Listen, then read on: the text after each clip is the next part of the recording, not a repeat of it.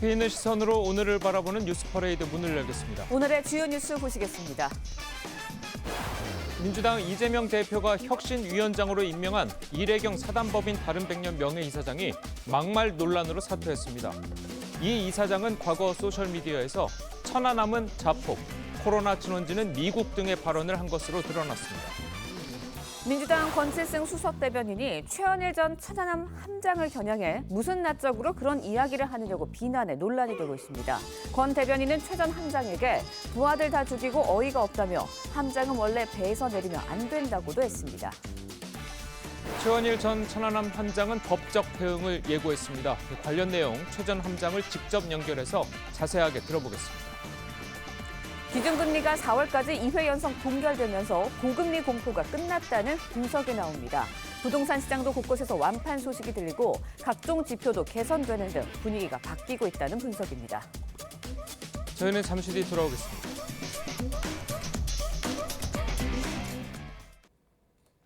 오늘은 68번째 현충일입니다. 나라를 위해 목숨을 바친 순국 선열과 호국 영령들을 기리는 날인데요. 잠시 후 서울 국립서울현충원에서는 추념식이 거행될 예정입니다. 현충원에 나가 있는 취재기자 연결해 보도록 하겠습니다. 자, 이태희 기자, 지금 현장 상황은 어떻습니까? 네, 이곳 국립서울현충원 현충원 앞은 무대 준비가 한창입니다. 추념식은 10시부터 진행될 예정인데요. 행사가 시작되면 추모를 위한 사이렌이 전국에서 울리게 됩니다. 경보 사이렌이 아닌 만큼 너무 놀라지 마시고 약 1분 정도 묵념을 하신 뒤 일상생활 이어가시면 되겠습니다. 오늘 추념식은 대한민국을 지켜낸 당신의 희생을 기억합니다라는 주제로 약 50분간 진행됩니다. 국가 유공자와 유족, 정부 주요 인사, 시민과 학생 등 7천여 명이 참석할 예정입니다. 오늘 추념식에선 국가 유공자들에 대한 유공자 증서가 수여될 예정인데요. 천안함 폭침으로 부상당한 박현민 예비역 하사 등 5명이 수여 대상입니다. 박 하사는 천안함에서 전파 탐지기를 조종하는 임무를 수행하다 지난 2010년 북한군 어뢰 기습으로 부상을 당했습니다. 또 6.25 전쟁 참전 중 전사한 장병의 자녀와 지난 1993년 교통사고 조사 도중 음주 차량에 치여 부상당한 퇴직 경찰도 유공자 증서를 수여받는 무대에 오를 예정입니다. 추념식에선 전쟁의 참상을 기억하자는 의미를 담은 추모 공연도 이어집니다. 6.25 전쟁 당시 포탄 파편에 부상당했다 2005년 작고한 고 이학수 상병의 병상 비망록 일부도 낭독될 예정입니다. 오늘 추념식은 그동안 국방부에서 관리하던 국립서울현충원이 국가보훈부로 이관된 이후 처음 치러지는 행사입니다. 국가보훈부는 어제 62년 만에 국가보훈처에서 승격됐습니다. 추념식은 참석자 전원이 현충의 노래를 함께 제창하며 마무리될 예정입니다. 국립서울현충원에서 TV조선 이태희입니다. 민주당 이재명 대표가 혁신위원장으로 임명한 이래경 사단법인 다른백년 명예이사장이 막말 논란으로 자진 사퇴했습니다. 이 이사장은 과거 SNS에 천안함은 자폭, 코로나 진원지는 미국 등의 글을 올렸던 것으로 드러났습니다. 이광희 기자의 보도입니다. 아침 9시 30분 민주당 최고위에서 이재명 대표가 예고에 없던 혁신위원장 인선을 발표합니다. 혁신기구를 맡아서 이끌 책임자로 사단법인 다른백년의 이래경 명예이사장님을 모시기로 했습니다. 민주당 지도부는 올해 7순인 이래경 혁신위원장이 서울대 금속공학부를 졸업하고 매출 190억 규모의 수송용 운송장비업체 대표 출신의 성공한 사업자라며 당명 변경과 공천룰을 포함한 혁신 관련 전권을 맡기겠다고 설명했습니다. 지도부에서 수용한다라고 하는 게 정권을 위임한다라는 의미로 보시면 맞을 것 같습니다. 하지만 인선 발표 직후부터 이 위원장의 이력이 논란이 됐습니다. 지난 2019년 이재명 경기지사가 허위사실 공표 혐의로 재판을 받을 당시 이재명 지키기 범국민 대책위원회에 이름을 올렸던 이력과 함께 SNS에 올린 글들이 좌편향적이란 지적이 이어졌습니다. 이재명 대표는 말을 아꼈고 이래경 씨가 천안함 사건 조작이다. 그 점까지는 저희가 정확한 내용을 몰랐던 것 같네요. 혹시 철회하실 생각이 있으신가요? 친명 지도부도 오후까지는 자유로운 의사표현이라고 엄호했습니다. 시민의 일원으로서 개인적으로 자유로운 의사표현을 한 것. 하지만 시시각각 악화되는 여론에 박광훈 원내대표마저 활동 자체가 심각한 문제가 되는 모양이라며 우려를 표했고 결국 저녁 7시가 다 된 시간 이 위원장은 자진 사퇴를 발표했습니다. 이 위원장은 마녀 사냥식 정쟁의 대상이 된 것에 매우 유감스럽게 생각한다면서도 사과는 하지 않았고 임명을 강행했던 이재명 대표도 사의를 존중했다고만 하고선 유감 표명도 없이 국회를 떠났습니다. 검증이 좀 부스럽다라는 지적이 나올 수밖에 없는데 이에 대해서는 어떻게 생각하시나요? TV조선 이광입니다.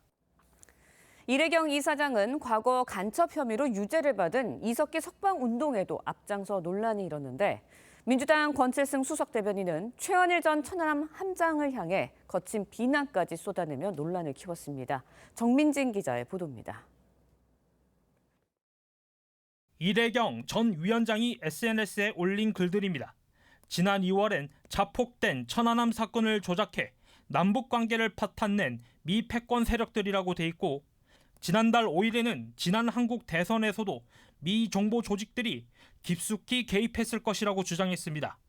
2018년에는 간첩 혐의 유죄를 받은 이석기 석방 시국 선언에 이름을 올렸고 윤석열 정부를 윤가 정권이라 부르면서 공산당 주도의 중국만도 못하다며 정권 퇴진도 주장했습니다. 특히 인터뷰에서도 천안함이 북한 폭격이라는 근거가 없다며 자폭설 주장을 굽히지 않았습니다. 권칠승 수석 대변인의 막말도 파장을 키웠습니다. 이 위원장의 임명을 두고 최원일 전 천안함 함장은 이재명 대표에게 현충일 선물 잘 받았다며 해촉을 요구했는데 권 수석 대변인은 무슨 낯짝으로 그런 얘기를 한 거냐, 부하들을 다 죽이고 어이가 없다고 비난했고 최 전 함장은 권 수석 대변인에 대한 고소를 예고했습니다. 당내에서도 이 위원장에 대한 비판이 쏟아졌습니다. 친문 핵심인 홍영표 의원도 지나치게 편중되고 과격한 언행과 음모론을 주장한다며 비판했고 김종민 의원도 친명 강화, 음모론, 천안함 자폭, 반미 칠러 이런 논쟁까지 감당할 수 없다고 임명 철회에 가세했습니다. 여당도 혁신위원장이 아닌 자폭위원장, 괴담위원장이라고 맹비난했습니다. 클릭 몇 번으로 알 수 있는 문제들조차 확인하지 않았다는 것은 너무나 큰 무책임입니다. TV조선 정민진입니다. 자, 그러면 여기서 최원일 전 천안함 함장 전화로 연결해서 자세한 이야기 들어보도록 하겠습니다. 자, 함장님 연결됐습니까? 예, 안녕하십니까? 예, 안녕하세요, 함장님. 예. 네. 자, 이래경 이사장이 결국 임명된 지 이제 9시간 만에 자진 사퇴 형식으로 물러났는데, 자, 이 네. 함장님께서는 원래 처음부터 이 임명이 잘못됐다고 보셨던 거죠? 예, 다른 것보다 가장 큰 문제는 천안함 사건을 조작했다는 주장을 과거가 아니라 불과 올해 2월까지 지속적으로 SNS에 게재했다는 것입니다. 예. 보통 이런 자리에 오는 분들은 과거 잘못된 정보를 몰랐다는 식으로 변명을 하시는데 이분은 아시다시피 사의하는 끝까지 자신의 주장을 굽히지 않았습니까? 예. 이런 분이 어떻게 공당의 혁신을 위한 위원장직을 맡을 수 있을지 제 의문입니다. 예. 자, 이 방금 말씀하신 대로 이 최근까지 그리고 물러나는 그 어제까지도 이제 굽히지 않았는데 특히나 이 자신의 발언에 대해서 사과도 하지 않았습니다. 자, 이 부분에 대해서는 어떻게 생각하십니까? 예, 그렇습니다. 그나마 이재명 대표께서 천안함 자폭설에 대해서 정부 발표가 공식 발표이고 그 발표를 신뢰한다고 한 점은 다행이라 생각됩니다. 예. 그렇지만 이래경 씨나 이재명 대표의 별도의 사과가 없었다는 점이 유감입니다. 자, 그렇다면 물론 뭐 이재명 대표가 이제 정부 발표를 신뢰한다고 해서 이제 다행이긴 한데, 자, 이 논란이 됐던 발언들에 대해서 아예 몰랐다는 거는 좀 이상하지 않습니까? 네, 그 부분에 대해서는 그 당대표 그분과 당의 입장이라서 제가 딱 언급하는 것은 적절치 않다고 생각됩니다. 알겠습니다. 자, 그렇다면 이제 계속해서 이야기를 좀 이어가 보도록 하겠습니다. 네. 자, 그래서 이제 함장님이 이래경 이사장의 해촉을 공개적으로 요구를 하면서 이 권칠승 민주당 수석 대변인이 상당히 거칠게 함장님을 비난하는 발언을 했습니다. 제가 이렇게 내용을 이 방송에서 좀 읽어드리기도 좀 민망한데 좀 읽어드리겠습니다. 이 네. 천안함 함장은 무슨 낯짝으로 부하들 다 죽이고 어이가 없다. 자, 천안함 함장은 배에서 내리면 안 된다. 자, 이런 식의 이제 주장을 했습니다. 예. 자, 이걸 들으고 상당히 가슴이 아프셨을 텐데, 자, 어떤 의미로 좀 들으셨습니까? 예, 뭐 가슴이 아픈 건 말할 것도 없고요. 저 아시다시피 제가 어제 거센 항의를 했지 않습니까? 예, 그래서 자신들이 뜻대로 되지 않으니까 감정 조절이 안 돼서 제1야당의 수석 대변이라는 분이 자기 개인의 생각을 기자들 앞에서 한 것 같은데요. 예, 이분은 한 개인에게 앞서서 국민을 대표하는 국회의원이지 않습니까? 그리고 당의 모든 생각과 정책을 발표하는 대변인이신데 예. 저는 이게 민주당의 생각인가라고 심각하게 지금 받아들이고 있습니다. 자, 그렇다면 그 방금 말씀하신 대로 이제 개인적인 생각일 수도 있다고 했는데 그 이후에 권 대변인이 이 문제 제기에 충분히 공감을 한다. 하지만 이 책임을 함께 느껴야 할 지휘관은 차원이 다르다는 생각에서 비롯된 발언이다. 자, 이렇게 이야기를 했습니다. 어떻게 들으셨습니까? 네. 예, 제가 이걸 많이 경험해봤지 않습니까? 예, 이게 천안함 음모론자들이 쓰는 전형적인 수법입니다. 유족과 생존 장병 그리고 함장을 갈라치게 한 행태인데 예, 실컷 자폭이니 자촌이 경계 실패라고 해놓고 자신이 궁지에 몰리면은 전사자와 생존 장병들은 죄가 없다. 함장에게 모든 잘못이 있고 책임이 있다. 이런 식으로 나가는 거죠. 예. 자, 그래서 이제 함장님께서는 이 발언에 대해서 이제 법적 대응에 나설 것이라고 이 언론에서 이제 나왔었는데, 자, 이 법적 대응에 나설 것이 이제 사실이시고, 만약 사실이시라면 지금 구체적으로 진행이 되고 있습니까? 네, 일단 변호사와 논의를 했고요. 어제 예. 사안에 대해서 그 수석 대변인의 입장에 변함이 없는지 지금은 지켜보고 있습니다. 예. 그리고 오늘 현충일이지 않습니까? 오늘 그렇죠. 현충일까지 입장에 변함이 없으면은 빠른 시일 내에 법적 조치를 할 예정입니다. 자, 그래도 현충일 행사에 이제 추념식에 참석을 하시는 거죠? 네네. 자, 그렇다면 그 현충일 추념식에 이재명 대표도 오고 이 제1야당의 이제 수석 대변인도 이 논란이 됐던 수석 대변인도 그 자리에 올 것으로 이제 예상이 되는데 혹시 예. 찾아가서 좀 여쭤보실 의향은 있으십니까? 예, 오늘이 아시다시피 현충일 행사인데 예, 호국 영웅들 앞에서 저희들이 소란을 피우는 건 적절치 않다고 생각합니다. 예, 그래서 별도 일정을 잡아서 그 면담을 요청할 거고요. 또 당연히 사과를 받아야 될 것 같습니다. 예. 알겠습니다. 자, 그래서 결국 이제 뭐 또 어제 있었던 일이 현충일을 하루 앞두고 벌어진 일입니다. 그래서 예. 사실 이제 뭐 생존 장병들에게도 이제 큰 상처가 됐을 것 같은데 이 생존 장병들과 좀 이야기를 나눠 보셨습니까? 예, 어제 통화도 많이 하고 전화도 많이 왔었는데 13년이 넘도록 이렇게 상황이 지속되고 있습니다. 아시다시피. 이게 저희들이 이야기하기로는 천안함이 북한 소행이면은 북한이 불편해한다. 그래서 한반도 평화가 위기가 온다. 이런 잘못된 생각을 하는 사람들이 너무 많은 것 같습니다. 예, 언제까지 전사자는 자폭했고 경계 실패이고 생존자는 폐잔병이 되어야 합니까? 그건 아니지 않습니까? 예, 저희는 특정 당, 특정 지역을 지키던 군인이 아니었고 전국 팔도에서 모였습니다. 대한민국과 국민을 지키기 위해서 더 이상 우리 유족과 생존 장병들에게 이러한 심리적인 의뢰를 공격하는 행위들이 멈췄으면 하는 생각입니다. 예. 장병들이 뭐 특별히 함장님께 전하신 말씀이 있습니까? 예, 뭐 힘내라, 뭐 우리 힘내자 이런 이야기들을 많이 했습니다. 예, 알겠습니다. 자, 오늘 이제 천안함 현충일 이제 추념식이 잠시 후에 이제 현충원에서 열릴 예정인데, 자, 지금 제1야당의 이제 당 대표가 혹시나 이 함장님을 찾아오셔서 뭔가 이제 말씀을 건네면 서로 이제 말씀을 나눌 의향은 있으신지 좀 여쭙고 싶습니다. 예, 당연히 의향이 있고요. 특히 제가 생각하기로 이렇게 말씀드리고 싶은 거는 특히 민주당 지지자들이나 민주당 의원들 중에도 수석 대변인 같은 생각을 가지신 분들이 유독 많으십니다. 그래서 호국 보훈의 달 또 현충일을 맞아서 민주당 당 차원의 천안함에 대한 확고한 입장 그리고 사과가 있어야 한다고 저는 생각합니다. 예, 알겠습니다. 자, 오늘 말씀 잘 들었습니다. 함장님 감사합니다. 네, 감사합니다. 예, 지금까지 최원일 천안함 함장과 전화로 이야기를 나눠봤습니다.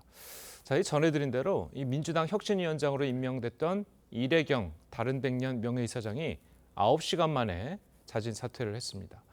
자, 선임 직후부터 천안함 자폭설, 또 코로나는 미국발이다. 자, 이런 발언들이 논란이 됐기 때문인데요. 자, 이래경 이사장은 사퇴를 했지만 이재명 대표의 리더십은 다시 한번 타격을 받게 됐습니다. 자, 관련 내용을 두 분과 함께 자세하게 짚어보도록 하겠습니다. 노동일 파이낸셜 뉴스 주필 그리고 김상일 전 민주당 부대변인 나오셨습니다. 안녕하세요. 안녕하십니까. 자, 먼저 이래경 이사장의 과거 발언들부터 한번 듣고 오시겠습니다.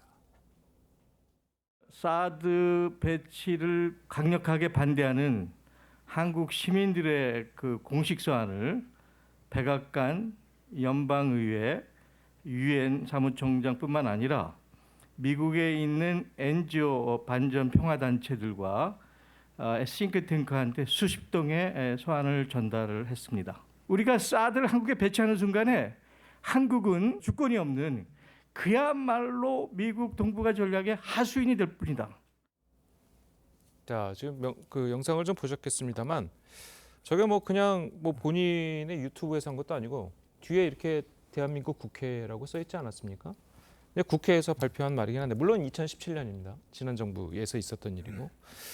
자, 그래도 저런 그 사상을 가진 분, 그리고 특히 천안함은 자폭이다라고 이야기를 하신 분을 민주당 혁신위원장에 내정을 했다. 자, 이게 참 이해가 가지 않는 분들이 많거든요. 그러니까 이 이제 뭐 이래경 씨 사태 이렇게 좀 규정을 해야 되겠죠. 예. 이 문제는 두 가지 차원에서 봐야 할 것 같습니다. 첫 번째는 이래경 씨 개인적 차원의 문제고, 두 번째는 민주당 차원의 문제인데요.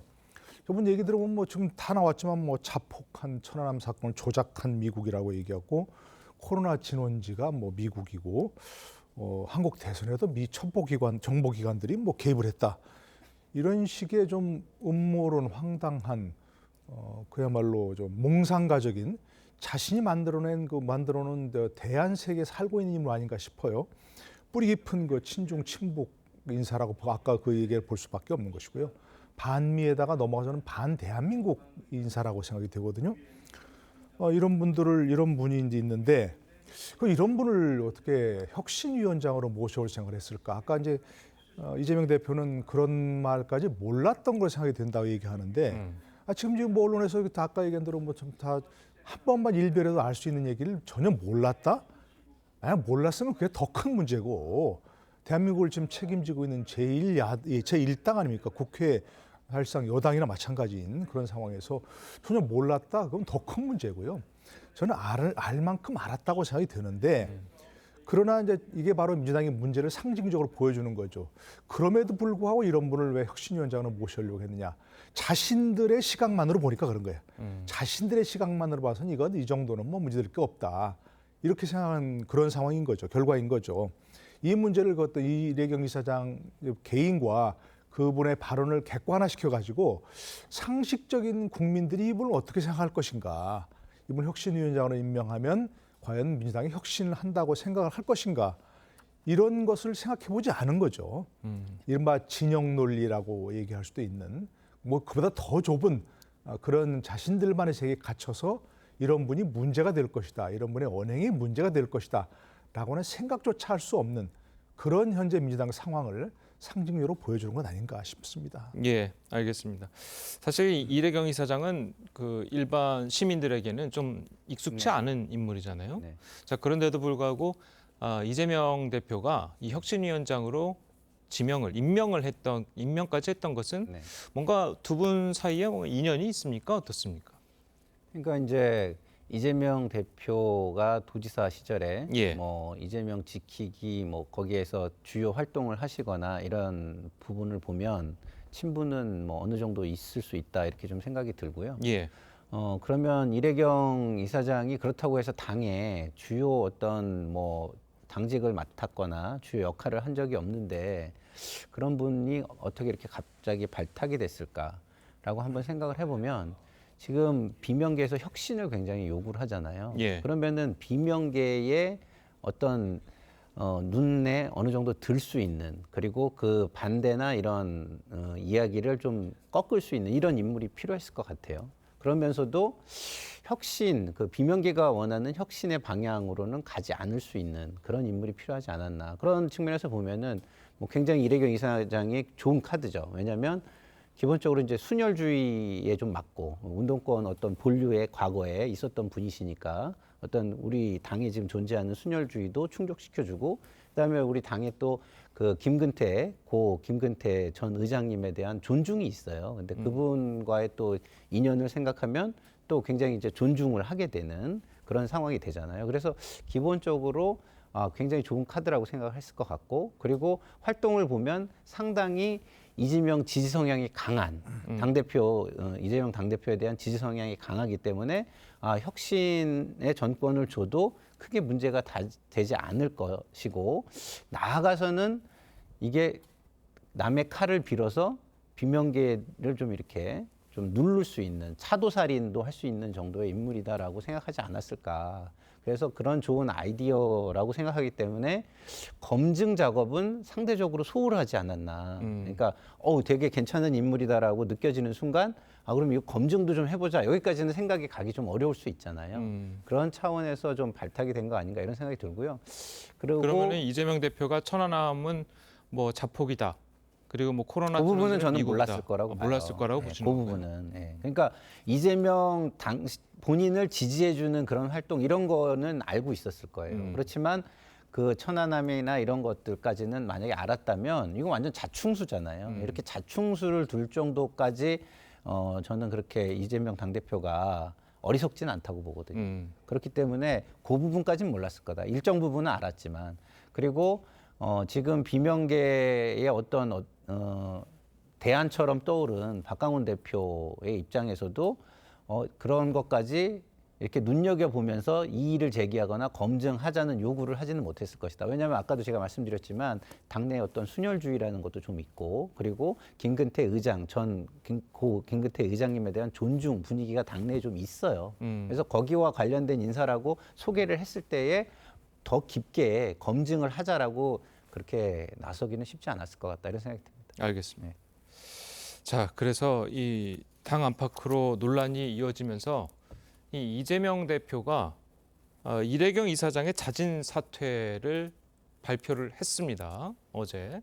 자, 관련해서 당시 이재명 대표의 이야기를 한번 들어보시겠습니다. 네, 본인이 사임을 하시겠다고 해서 본인의 뜻을 존중하기로 했습니다. 검증이 좀 부실했다라는 지적이 나올 수밖에 없는데 이에 대해서는 어떻게 생각하시나요? 다음 혁신위원장 그러면 인선할 때는 좀 어떤 점을 고려하면서 보실 계획이세요? 역량이 있고 또 신망이 있고 그런 분들을 주변 의견을 참조해서 잘 찾아봐야 되겠죠. 다음에도 외부 인사로 하실 거세요? 자, 고맙습니다. 자, 이래경 이사장은 이제 자진 사퇴를 하면서도 마녀 사냥식 정쟁의 대상이 된 것에 유감스럽게 생각한다. 자, 이런 입장을 밝혔습니다.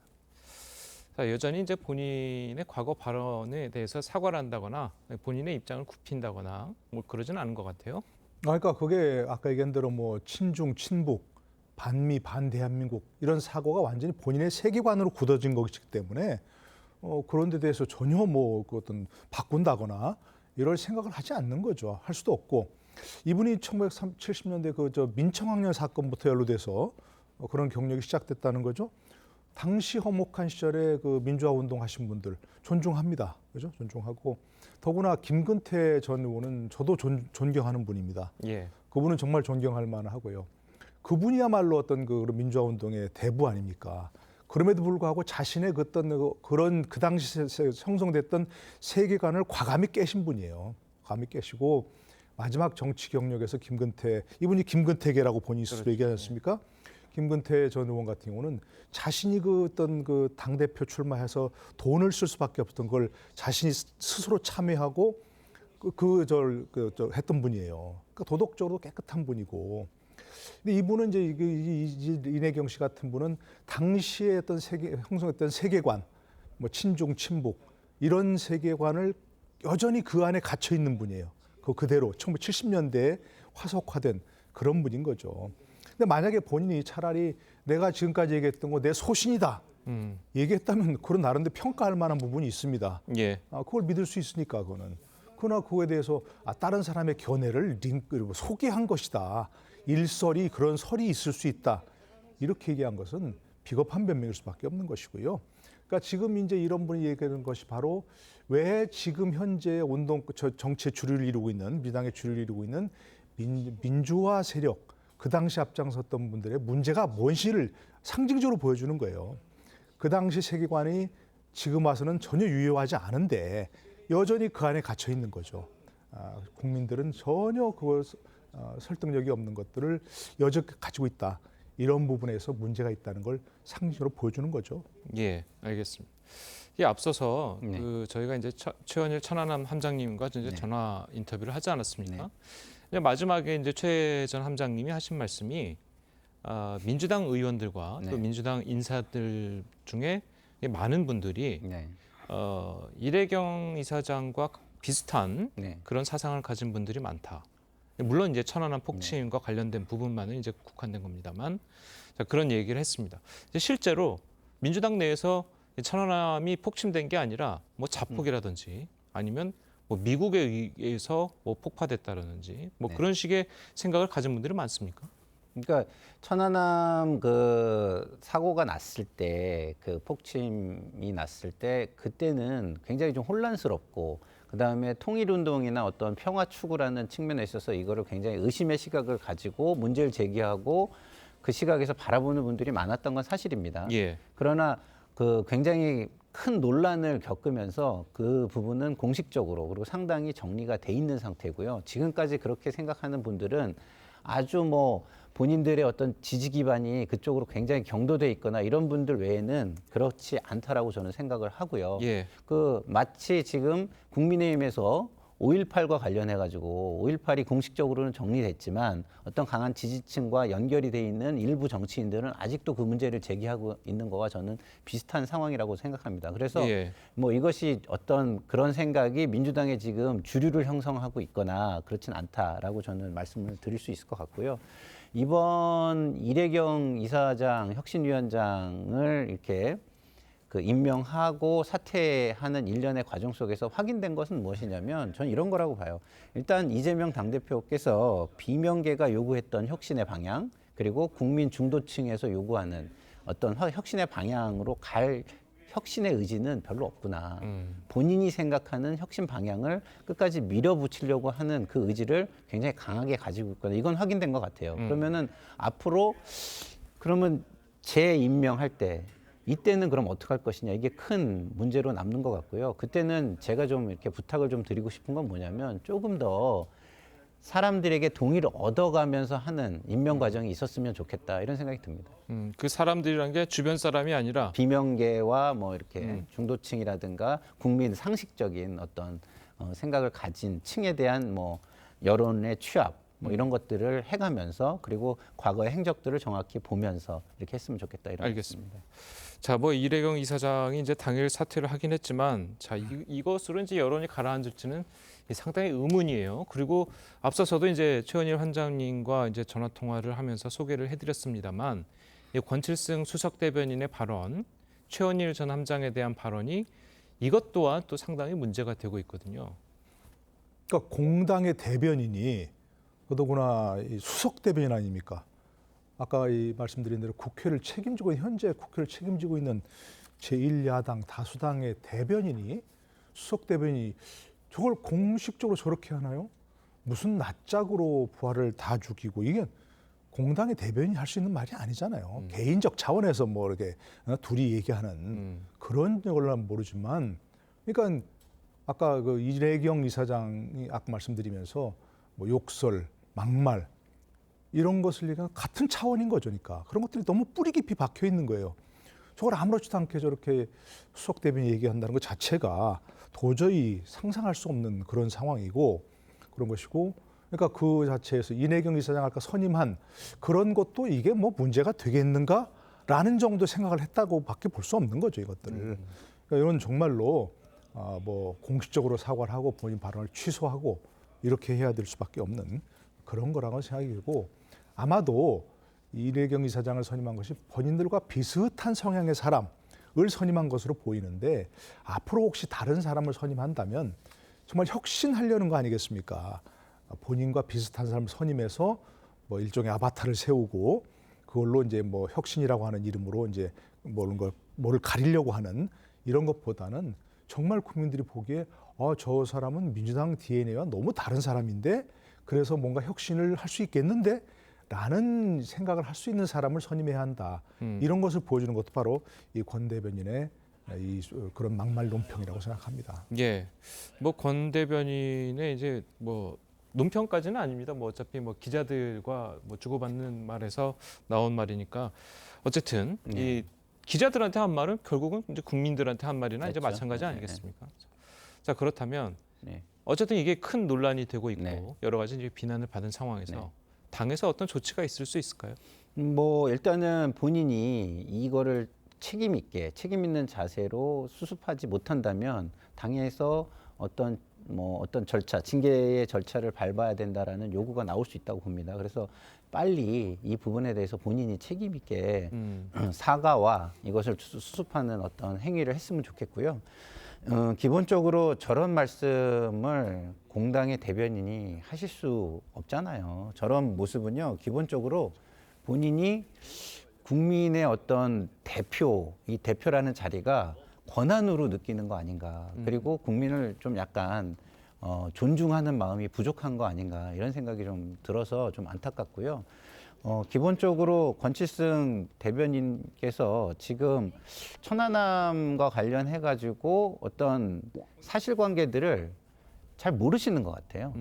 뭐 예를 들어서 함장께서 뭐 배를 버리고 나왔다든가 이런 건 좀 사실에 부합하지 않잖아요. 그렇죠. 그러니까 사실에 부합하지 않고 감정에 치우쳐서 말하는 것은 또 공직 내지는 당직 어떤 공식 직함을 맡은 사람으로서는 굉장히 부적절하다. 그 부분도 같이 좀 이렇게 반성을 하시면서 그 천안함 생존자와 함장님께 사과하는 어떤 그런 어떤 계기가 그렇게 하셨으면 좋겠다 이런 생각이 듭니다. 예, 제가 알기로도 이 최원일 전 함장 같은 경우에는 폭침됐을 당시에 이 함장실에 갇혀 있다가 구조가 된 거죠. 구조가 됐고 그리고 이제 가라앉기 직전까지 함에 머물면서 그렇죠. 대원들의 이제 그 퇴거를 지휘를 했던 것으로 저는 알고 있습니다. 자, 어쨌든 이래경 이사장 파문으로 이제 당내 계파 갈등도 더욱 격화될 것이라는 전망도 나오고 있습니다. 자, 당내 중진인 이상민 의원의 이야기를 듣고 오시겠습니다. 위기적 상황에 놓여 있고 이를 극복하려고 혁신위원장이 리더인데 그 사람을 지금 뭐 전혀 뭐 생면 듣도 보도 못한 사람을 들었고 전혀 당내에서는 공론화가 안 돼 있고 이런 사람들한테 전권을 맡기려고 했다는 것 자체가 너무나 참 매우 반상식적이고 몰상식하다고 생각됩니다. 이재명 대표 체제가 여전히 그대로 단존하고 있는 상황 속에서 눈치 안 보고 제대로 민심에 터잡아서 민심의 기준에 맞는 혁신을 할 수 있을까? 예, 자 결국은 이제 혁신을 하려고 했던 혁신위원장의 임명 절차가 당내 이제 비명계를 더 자극하는 그런 모양새가 된 것 같아요. 그러니까 이제 뭐 현재 민주당의 어떤 계파 간 갈등, 또 계파 간 충돌, 이거는 뭐 사실 예정된 거 아니겠습니까? 예. 이미 뭐 격화되고 있고 그럼에도 불구하고 이제 예를 들어서 이런 혁신위원회에다가 전권을 준다든가 해가지고 뭔가 멋진 어떤 그 행보를 보여준다면 비명계에서 뭐 어떻게 공격을 하겠습니까? 지금 현재 이 모델이 옛날 2016년 문재인 대표 모델이라고 얘기하지 않습니까? 대표직을 내려놓지 않고 비상대책위원회를 꾸리고 거기다 김종인 대표, 비상대책위 대표를 만들어서 거기다가 뭐 전권을 부여했다. 심지어 공천권까지 있었던 거 아닙니까? 그렇게 한다면 예를 들어서 뭐 비주류도 공격할 명분이 별로 없는 거죠. 근데 그렇지 않기 때문에 자신의 자리를 지키고 공천권은 자신이 다 행사하면서 그냥 무늬만 혁신을 뭔가 혁신안을 만들어 달라. 그러면 우리가 뭐 존중하겠다. 이런 쪽으로 나가니까 혁신의 자체도 별로 의미가 없지만 더더구나 이와 같이 정말 갈짓자 행보를 보이니까 계파 간 갈등 이건 더 격화될 수밖에 없는 거죠. 더더구나 이제 6월 말 6월 24일경인가는 뭐 이낙연 전 대표도 귀국을 한다는 거 아니겠습니까? 예. 지금까지 비명계가 정말 뚜렷하게 어떤 그 행보를 보이지 못했던 것은 구심점이었기 때문에 그렇다 얘기였는데 만약에 이재명 대표가 잘하고 차기 어떤 대선 주자로서 확고한 위치를 한다 그러면 이낙연 대표가 비집고 들어갈 틈이 없는데 지금은 너무나 잘 못하고 있지 않습니까? 여러 가지가. 현재 벌어지는 어떤 위기도 관리하지 못하고 있고 그렇기 때문에 점점 더 주류 비주류의 갈등 격화될 수밖에 없고 이낙연 전 대표도 다시 뭔가 활동할 수 있는 그런 틈이 벌어질 수밖에 없는 거죠. 예, 알겠습니다. 자, 오늘 두 분 말씀은 여기까지 듣겠습니다. 잘 들었습니다. 고맙습니다. 인천 미추홀구에서 대규모 전세 사기를 벌인 이른바 인천 건축왕은 6,600억 원대 동해 망상지구 개발 사업자로도 선정됐었죠. 자, 강원도가 최근 특별감사를 했는데 이 선정 과정에서 특혜가 제공된 정황을 포착해서 이 경찰에 최문순 전 강원지사 등에 대한 수사를 의뢰하기로 했습니다. 이승훈 기자입니다. 인천 건축왕 남모 씨는 2018년 동해안 경제자유구역 동해망상 1지구 개발 사업권을 따냈습니다. 강원도가 지난 4월부터 특별감사를 진행한 결과 사업자 선정 과정에서 특혜를 제공한 정황이 포착됐습니다. 남 씨의 업체는 당시 해외 투자 유치 경험이 없었지만 6,600억 원대 국제관광도시 개발 사업자로 선정됐습니다. 강원도 감사위원회는 해당 부서가 자산이 15억 원인데도 1조 2천억 원으로 허위 기재한 제안서조차 제대로 파악하지 못했다고 밝혔습니다. 1조 2천억 원, 직원이 2,500여 명으로 작성되었으나 감사 결과 2016년 말 기준 상진종합건설의 총 자산이 15억 원, 직원이 9명으로. 강원도는 또 법에도 없는 예비개발사업 시행자라는 지위를 부여하고 특혜를 몰아줬다고 판단했습니다. 개발 부지 확보 조건을 70%에서 50%로 낮춰주고 462세대인 주거시설도 9,515세대까지 늘리게 해줬습니다. 강원도는 최문순 전 강원지사 등 3명에 대해 경찰에 수사를 의뢰하고 남 씨의 전세 사기를 조사하는 국가수사본부에도 감사 결과를 전달할 방침입니다. 이 문제가 하루속히 정리돼가지고 새로운 사업자가 건전하게 이 사업을 맡아서 최문순 전 지사 측은 성명서를 내고 2년 전 이미 검찰 조사에서 혐의 없음으로 종결된 사안이라며 정치보복을 중단하라고 반발했습니다. TV조선 이승훈입니다. 한동훈 법무부 장관의 개인정보 유출 의혹과 관련해 경찰이 민주당 최강욱 의원의 사무실 등을 압수수색했습니다. 최 의원은 공권력 오남용으로 대가를 치를 것이라고 반발했습니다. 전정원 기자의 보도입니다. 경찰 수사관이 민주당 최강욱 의원 사무실을 압수수색합니다. 420호에 대한 영상 좀 보여주세요. 한동훈 법무부 장관의 개인정보 유출 의혹과 관련해 최 의원이 연루된 정황을 잡고 강제 수사에 나선 겁니다. 지난달 30일 같은 의혹을 받는 MBC 소속 임모 기자의 집과 사무실을 압수수색한 지 6일 만입니다. 경찰은 지난해 국회 인사청문회 당시 한 장관이 제출한 주민등록 초본과 부동산 매매 계약서 등이 최 의원과 임 기자 등을 거쳐 야권 성향 유튜버 등에게 흘러들어간 것으로 의심합니다. 경찰은 최 의원 사무실에서 청문회 등 관련 자료를 확보하고 집 인근에선 최 의원 휴대전화도 압수했습니다. 최 의원은 한 장관 개인 문제로 공권력을 오남용한다며 강하게 반발했습니다. 이런 식으로 이렇게 장난질 치는 거는 이제 뭐 대가를 치러야 될 것이고. 한 장관은 수사에 관여하지 않았다고 선을 그었습니다. 가해자가 피해자를 탓하는 모습이 정상적인 모습은 아니라고 생각합니다. 경찰은 최 의원의 휴대폰 등 압수물 분석을 통해 유출 경위를 파악한 뒤 최 의원 등 관련자들에 대한 소환 여부를 검토할 예정입니다. TV조선 전정원입니다. 전해드린 대로 한동훈 법무부 장관의 개인정보 유출 의혹과 관련해서 이 경찰은 최강욱 의원에 대한 강제 수사에 나섰습니다. 네, 관련 내용 백성문 변호사, 장현주 변호사와 함께 자세히 짚어보도록 하겠습니다. 안녕하세요. 안녕하세요. 네, 안녕하세요.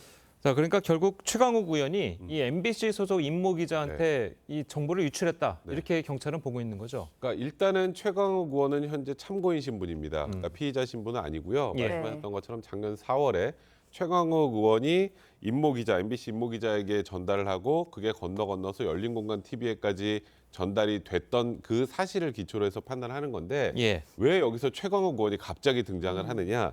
유출된 자료에 최강욱 의원실 워터마크가 찍혀 있습니다. 그렇습니다. 그러니까 일단 여기에서 나온 것으로 추정이 되는데 일단 최강욱 의원은 임모 기자랑 연락한 적도 없고 만난 적도 없다라고 지금 일단 부인하고 있는 그런 상황이란 말이죠. 그렇기 때문에 일단 정확한 유출 경위를 파악하기 위해서 일단 휴대전화 압수수색하고 그다음에 또 지금 국회 사무실 압수수색하는 그런 과정을 보여주는 건데요. 아직까지 뭐 최강욱 의원이 직접적으로 전달했다는 게 확인되진 않았지만 그에 대해서 강력히 의심하고 있는 그런 상황입니다. 네, 말씀하신 것처럼 최강욱 의원은 어쨌든 이 임모 기자와 만난 적이 없다, 알지 못한다는 입장인데 만약에 현역 의원이 개인정보를 유출한 게 사실로 밝혀진다면 어떤 혐의를 받게 되나요? 일단 이 사건에서 문제되는 혐의가 말씀 주신 것처럼 개인정보보호법 위반입니다. 개인정보보호법에는 개인정보를 누설하거나 부정한 목적으로 제3자에게 제공하는 부분에 대해서 여러 가지 형태의 처벌 조항들이 있습니다. 네. 그러나 이제 말씀 주신 것처럼 지금 현재 최강욱 의원은 참고인신 분이기 때문에요. 일단 어떤 행위를 했는지에 대한 수사기관의 특정이 필요해 보입니다. 특히 이제 최강욱 의원은 전혀 그 MBC의 임모 기자와도 아는 사이가 아니고 전혀 연락한 바도 없다라고 부인하고 있는 상황이기 때문에 일단 수사기관이 이 압수물을 분석을 해서 과연 최강욱 의원이 중간에서 어떤 행위를 했는지를 먼저 명확히 해야만 개인정보보호법 위반 혐의에 어떤 조항으로 처벌할 수 있을지를 정할 수 있을 것 같습니다. 예, 알겠습니다. 자, 뭐 결국은 뭐 이 제출된 자료가 인사청문회 자료잖아요. 그럼 이제 국회의원들은 당시 이제 인사청문회에 참석했던 국회의원들을 다 가지고 있는 자료란 말이에요. 그래도 이제 말씀하신 것처럼 이제 최강욱 의원실에 워터마크가 찍혀 있으니까 경찰은 당연히 의심할 수밖에 없는 건데 혹시나 그 자료가 의원실이 아니라 다른 데서 받아서 이렇게 넘어갔을 가능성이 있습니까? 그러니까 사실 지금 뭐 그 부분은 좀 조사를 해봐야겠습니다만 일단 이 사건에서는 최강욱 의원은 나는 이제 임모 기자를 모른다는 입장이고 어쨌건 최강욱 의원 의원실에 워터마크가 찍힌 한동훈 장관의 개인정보가 돌아다닌 것 역시 사실이기 때문에 뭐 강력하게 현재까지는 의심을 받을 수밖에 없는 구조인데 일단 최강욱 의원은 뭐 그에 대해서 지금 부인은 하고 있습니다만 설사 유출됐더라도 그게 뭐가 문제냐라는 일단 입장인 것 같아요. 그게 무슨 말이냐면 인사청문회에 보면 이제 뭐 장관 후보자들의 개인정보들이 오면 이걸 언론 등하고 협업이나 이런 것들을 통해서 검증하는 작업을 거치는데 그 검증하는 작업을 거치는 일환이었다면 그게 뭐가 문제겠느냐. 지금까지는 이런 거 가지고 처벌한 전력이 있었느냐. 과거에는 유출된 걸 문제 삼는 게 아니라 이게 사실이냐 사실이 아니냐를 가지고 이제 문제를 삼았던 것인데 일단 뭐 경찰 입장에서는 두 가지인 것 같습니다. 하나는 관례가 있다고 해서 법상 이제 처벌이 가능한 것을 무조건 관례라는 이유로 덮을 수는 없다. 그러니까 쉽게 말해서 개인정보 보호 방침 그다음에 이걸 다 여기서 사용하고 폐기하라는 게 다 찍혀 있는데 유출이 됐다라는 점하고 또 하나는 단순히 이게 언론의 검증 작업에 사용된 것이냐. 그러니까 마지막에 열린공간 TV 같은 경우 한동훈 장관의 집을 산 사람을 막 목사를 찾아가서 한동훈 장관과의 관계를 묻는데도 활용을 했단 말이죠. 이 자료의 사용 목적들을 고려한다면 이거는 우리가 기존에 그러니까 국회 인사청문회에서 나온 그런 개인정보들 가지고 인사검증하는 것과 좀 차원이 다른 문제다. 이렇게 판단하고 있는 것 같습니다. 예를 들어서 관례가 뭐 사실 저도 이제 예전에 이제 국회 출입을 하면서 많은 인사검증을 하면은 뭐 그런 자료들을 이제 봤는데 그렇게 정확한 인적 정보가 박힌 정보는 예를 들어 가지고 워터마크 좀 화이트로 지운다거나 그런 식으로 이제 주는 경우가 많거든요.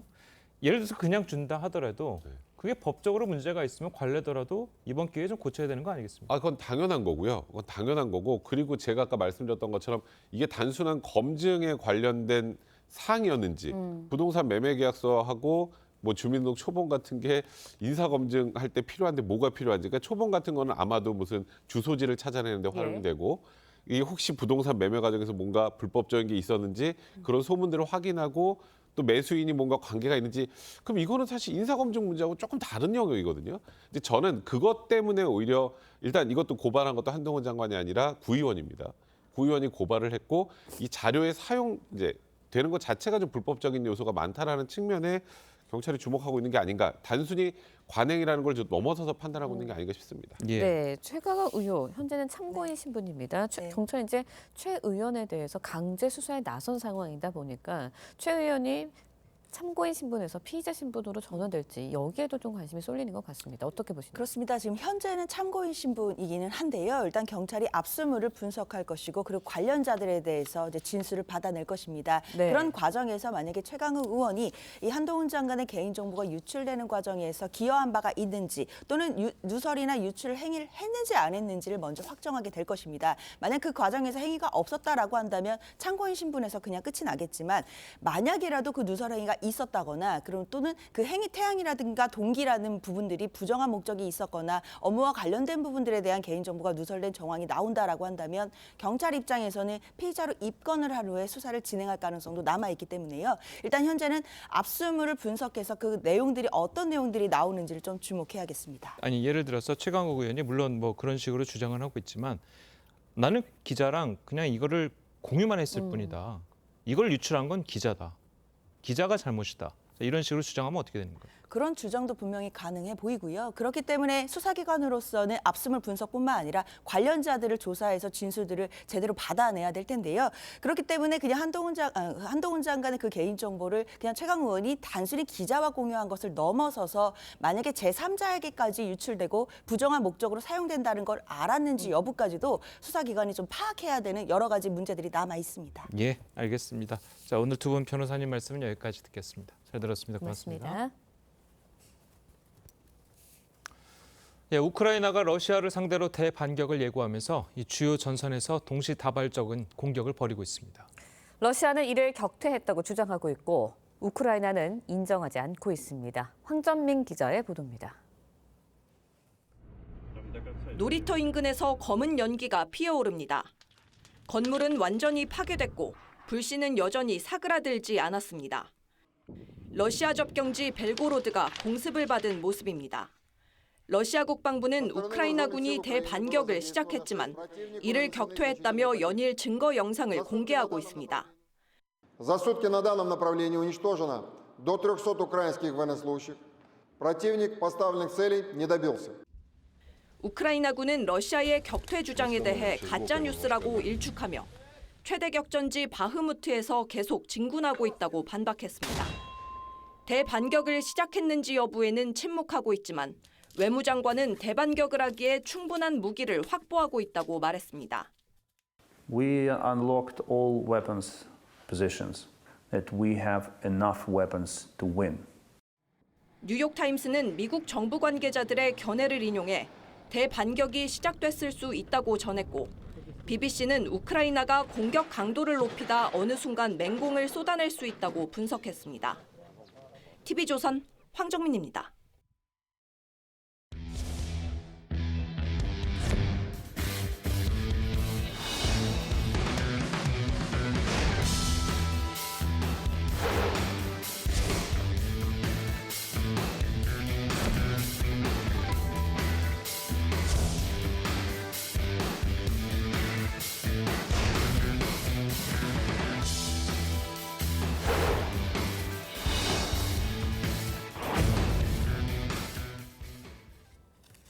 예, 보신 것처럼 주요 은행의 대출 금리가 정점을 찍고 하락하면서 가계 부채 확대에 대한 우려도 커지고 있습니다. 네, 관련 내용 김인만 부동산경제연구소장과 함께 자세히 짚어보도록 하겠습니다. 안녕하세요. 안녕하세요. 자, 주담대 금리가 많이 내려왔어요. 네네. 그럼 뭐 시장 상황에 변화가 있습니까? 6개월 전만 하더라도 하단 금리라고 하죠. 가장 낮은 금리가 5%대예요. 예. 그러니까 가장 높은 금리가 8%대까지 올라갔었는데 예. 지금 6개월 만에 하단 금리가 3%대까지 내려왔고요. 상단 금리가 5%대까지 상당히 많은 반전이 있었습니다. 6개월 지금 기준금리가 3.5%거든요. 6개월 전에는 기준금리 대비 가상금리를 너무 많이 붙여서 사실 너무 높았고요. 네. 지금은 기준금리가 3.5인데 하단금리가 3%대라는 얘기는 사실 너무 많이 내려온 경향이 있습니다. 당국의 약간 압력, 부동산 시장이 침체가 됐기 때문에 대출금리 인하에 대한 압력이 좀 있었고요. 또 하나는 금리 인하가 좀 선반영된 부분도 있습니다. 은행에서는 앞으로 금리가 기준금리가 내려갈 것이라는 예측하에 미리 좀 내린 부분이 있기 때문에 여기서 기준금리가 내려가지 않는 한 추가 인하는 좀 어려울 것 같고요. 오히려 지금 자금 조달 문제가 있기 때문에 은행에서 금리를 소폭 올릴 가능성도 배제할 수는 없습니다. 네, 근데 대출금리가 떨어지다 보면 내 집 마련 준비하시는 분들 집 어떻게 하나, 이제 사야 되나? 라는 걱정하시거든요. 어떻습니까? 네, 아무래도 좀 고민이 될 수밖에 없죠. 우리가 집을 사려면 구매 욕구, 집을 사려는 욕구가 중요하고요. 구매 능력이 중요한데 욕구는 이제 1차 하락, 가파른 기준금리 인상으로 인해서 패닉이 왔죠. 충격으로 인해서 집값이 가파르게 떨어지긴 했는데 1차 하락에 대한 충격은 거의 뭐 마무리 단계로 들어갔고요. 심리도 상당히 개선이 됐기 때문에 이제 중요한 거는 심리 개선과 더불어 이제 구매 능력인데 구매 능력이라고 한다면 이제 자기 자본이라든지 전세 또 대출이 중요한데 자기 자본이나 전세가 갑자기 좋아질 리는 없을 거고요. 결국에는 대출이 중요한데 대출 금리가 내려갔다는 얘기는 구매 능력 향상에도 도움이 되기 때문에 집을 사려는 분들, 준비하시는 분들한테는 상당히 도움이 될 것 같습니다. 그럼 결국 집값은 다시 오르겠네요? 살려는 사람들이 많아지면? 당분간은 좀 상승 국면으로 들어설 가능성은 있는데 네. 이게 대세 상승으로 가기에는 좀 현실적으로 좀 어려운 부분이 있습니다. 집을 가진 분들 입장에서는 이제 급매물도 소화가 되고 금리도 내려가기 때문에 올라갈 일만 남았다라고 생각을 하지만 매수자들 입장에서 생각해 보면 여전히 기준금리는 높은 수준이고요. 뭐 전체적으로 본다면 집값도 굉장히 비싸고 경기 불확실성에 네. 전세도 약세기 때문에 지금 따라가도 될까 안 될까를 굉장히 고민하는 망설이는 단계여서 큰 폭의 상승은 기대하기 어렵고요. 소폭 상승을 하다가 다시 조정장으로 가는 이런 보합세 흐름을 유지할 가능성이 높습니다. 예. 네, 그런데 이제 지난달 주택담보대출 4월보다 7천억 가까이 늘었거든요. 네네. 집값도 지금 뭐 팔리는 걸 보면 주요 지역에 네네. 더 올라서 팔렸다고 기사들이 나오고 있고요. 여기에 네네. 대해서는 어떻게 보세요? 지금 가계부채도 늘어나고 있고요. 아무래도 뭐 부동산 시장 분위기가 좀 회복이 되다 보니까 거래량이 늘어나면서 가계부채도 늘어나고 있고 주요 지역들 집값도 좀 상승 흐름을 보이고 있는데요. 잠실의 이제 대표적인 아파트죠. 엘스 네. 아파트 같은 경우에 최고가 2021년 하반기에 21억 9천만 원까지 거래가 됐었고요. 6개월 전이죠. 집값 많이 하락했을 때 14억 9천만 원까지 전용 59호 기준입니다. 떨어졌다가 최근에 18억 7천만 원까지 회복을 했습니다. 퍼센티지로 따지면 고점 대비 마이너스 30% 정도 굉장히 큰 폭으로 하락을 했다가 최근에는 마이너스 15% 수준 정도로 회복을 했기 때문에 부동산 시장 흐름을 그대로 알려주는 지금 바로미터인 것 같습니다. 당분간은 이런 흐름 조금 더 유지가 될 것 같고요. 여기서 거의 고점 가까이 접근한다면 매수자들이 좀 부담을 느끼면서 다시 또 주춤할 수도 있기 때문에 대세 상승, 고점을 뚫으면서 굉장히 큰 폭의 상승은 좀 어려울 것 같고 당분간은 이런 흐름 이어질 것 같습니다. 예. 자, 그런데 네. 대출이 이제 3%대까지 이제 내려왔잖아요. 네네. 자, 그러면은 나라에서 빌려주는 돈, 이제 네. 특례보금자리론이 있는데 네. 이 처음에 나올 때마다 들어, 야, 이렇게 싼 금리가 있어, 막 이러면서 사람들이 그렇죠. 봤었는데 지금은 오히려 은행이 더 싸졌잖아요. 네. 그러면 이 특례보금자리론도 좀 금리를 낮춰야 되는 거 아닙니까? 이게 특례보금자리가 고정금리거든요. 그래서 네. 고정금리가 변동금리보다 한 0.5%포인트 정도 높게 책정이 되는 부분이 있고요. 한창 금리가 높았을 때 상당금리가 8%까지 갔기 때문에 4%대 특례보금자리가 굉장히 메리트가 있었는데 최근에는 하단금리가 이제 3%대까지 가긴 했는데요. 이게 하단금리고 실제로 은행 가서 이제 내가 대출 받으려고 하면 한 4%대 정도 나옵니다. 그래서 지금 특례보금자리가 뭐 메리트가 없는 건 아니고요. 고정금리이기 때문에 괜찮은 금리이긴 한데 향후에 추가적으로 대출 금리가 더 내려간다면 특례보금자리의 메리트가 없어지기 때문에 아마 정부도 금리 조정이 좀 불가피할 것 같고요. 지금 특례보금자리가 78% 정도 네. 소진이 됐기 때문에 사실상 집값도 이제 거의 회복 단계로 들어갔죠. 그럼 정부 입장에서는 특례보금자리를 더 연장하느냐 아니면 아예 한도가 소진이 되면 끝내느냐 부분에 대해서도 이제 고심이 필요할 것 같습니다. 네, 예, 마지막- 알겠습니다. 네. 자, 오늘 말씀은 여기까지 듣겠습니다. 잘 들었습니다. 고맙습니다.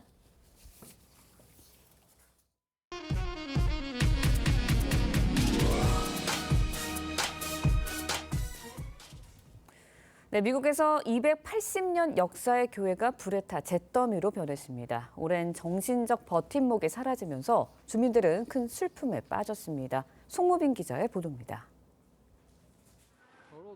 이미 지붕을 집어삼킨 거대한 불길 앞에 물줄기가 힘이 없습니다. 1743년 지어져 매사추세츠주 스펜서 지역을 280년간 지킨 개신교회는 잿더미가 됐습니다.